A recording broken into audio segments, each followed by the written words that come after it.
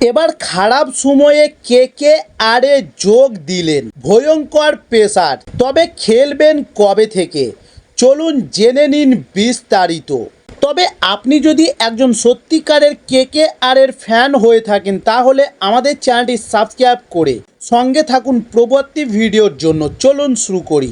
এবার আইপিএল মৌসুমের মাঝে কেকেআরের শিবিরে যোগ দিলেন ভয়ঙ্কর গতির পেস বোলার।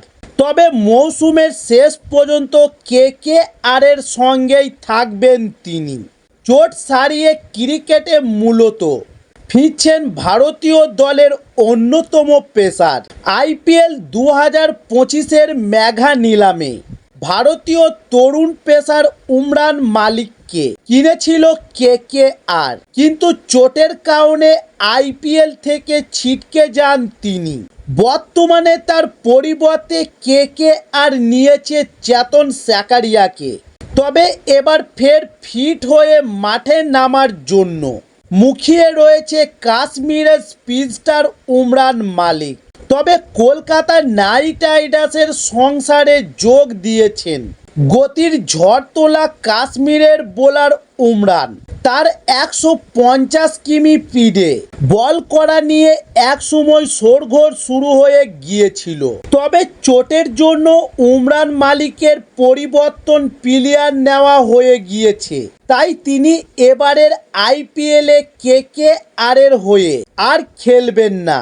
তবে মৌসুমের শেষ পর্যন্ত নাইট শিবিরে থাকবেন তিনি। তবে নেটে সময় কাটিয়ে নিজের ছন্দ ফিরে পাওয়ার চেষ্টা করবেন। একই সঙ্গে কেকেআরের ব্যাটসম্যানরাও গতিময় পেসারের বিরুদ্ধে খেলায় অনুশীলন পাবেন। তবে প্রসঙ্গত ভারতীয় দলের হয়ে খেলেছেন 10টি একদিনের ও 8টি টি-20 ম্যাচ এবং আন্তর্জাতিক স্তরে রয়েছে 24টি উইকেট। তবে কেকেআরের আগামী মৌসুমের আগে মাঠে নামার কোনো সম্ভাবনা নেই উমরান মালিকের। তবে বর্তমানে কাশ্মীরের জঙ্গি হামলার ঘটনায় মন ভালো নেই ক্রিকেটারের। তবে হামলায় মৃতদের প্রতি শ্রদ্ধা ও তাদের পরিবারের প্রতি সমবেদনা জানিয়েছেন উমরান মালিক।